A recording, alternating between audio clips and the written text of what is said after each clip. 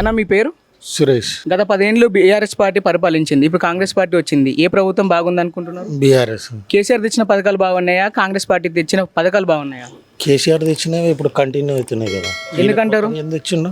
ఎందుకంటారు? ఉచిత బస్సుదా అంటే బీఆర్ఎస్ పథకాలు బాగున్నాయి అంటున్నారు కదా. అంటే ఆయన ఉన్నప్పుడు గవర్నమెంట్ పథకాలు కానీ ఎవరికైనా పేదవాళ్ళకి కానీ అంతా బాగుండవు. వీళ్ళు వచ్చిన తర్వాత ఏం కాలేదు. రానున్న జూబ్లీస్ ఉప ఎన్నికల్లో ఏ పార్టీ గెలుస్తుందని మీరు అనుకుంటున్నారు? బీఆర్ఎస్ అని నేను అనుకుంటున్నాను, నా ఒపీనియన్. గత 3 పర్యాయాలు మాగంటి గోపీనాథ్ గారిని గెలిపించుకున్నారు. డివిజన్ అభివృద్ధి చెందింది అనుకుంటున్నారా? చెందింది. పద్మ.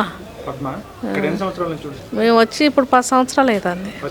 మొన్న చనిపోయిన ఆయన. నాకేమి రాలేదు నాయన ఇల్లు.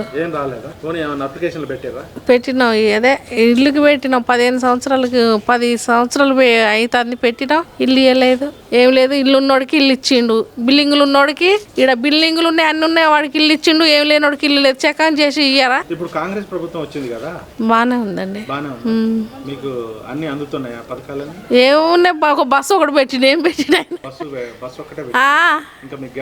ఏం రాలేదు. గ్యాస్ లేదు, ఏం లేదు. అంటే ఇప్పుడు కాంగ్రెస్ ప్రభుత్వం కూడా బాగాలేదా? ఏం బాగాలే. ఎవడొచ్చిన వాళ్ళ బతకడానికే. మరి ఇప్పుడు బై ఎలక్షన్ వచ్చింది కదా, ఇప్పుడు ఎవరు గెలిస్తే బెటర్? ఇప్పుడా మళ్ళీ టీఆర్ఎస్ రావాలి. మళ్ళీ టీఆర్ఎస్ రావాలా? అప్లికేషన్ పెట్టుకున్న ఇల్లు ఇవ్వలేదు మరి అందుకే మళ్ళీ ఆయన వస్తేనే ఇస్తాడు. ఆయన వస్తేనే ఇస్తాడు అది మరిగా. మాగంటి గోపీనాథ్ గారు భార్య పోటీ చేస్తారు, మీరు ఓటేస్తారా? వేయాలి. గెలిపిస్తారా? గెలిస్తే అభివృద్ధి వస్తుందా? వస్తుందా? నమస్తే.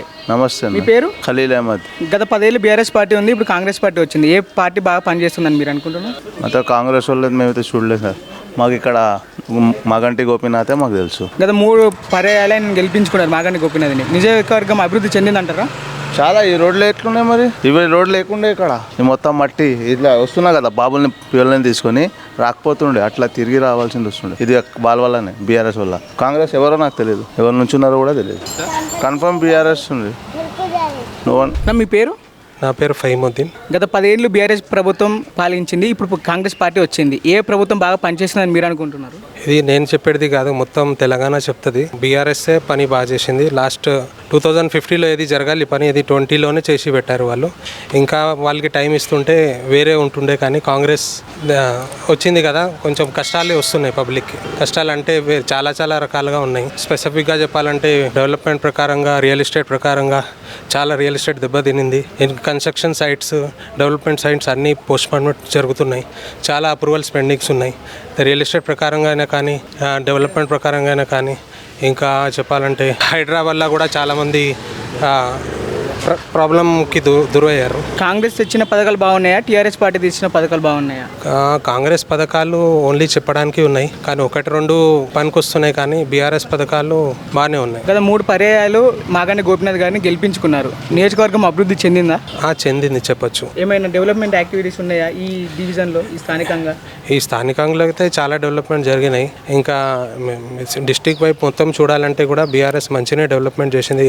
Each and every district, east, west, north, south కూడా చూసుకుంటే మాకు అన్ని డిస్టిక్లోనే అన్ని కలెక్టరేట్స్ ఆఫీసెస్ పెట్టింది. చాలా ఇంకా ఫ్యూచర్ ప్లాన్స్ చాలా ఉండే బీఆర్ఎస్కి. కానీ ఈ 2025లో 24లో ఎలక్షన్ జరిగినాయి కదా, దానివల్ల చాలా కాంగ్రెస్ వచ్చిన తర్వాత చాలా కష్టాలు అయితే ఎదురు వస్తున్నాయి. బీఆర్ఎస్ పార్టీ మాగంటి సునీత గారికి టికెట్ ఇచ్చింది, తప్పకుండా జూబ్లీస్ ఎన్నికలు గెలుస్తుందని మీరు అనుకుంటున్నారు? డెఫినెట్లీ గెలుస్తుంది.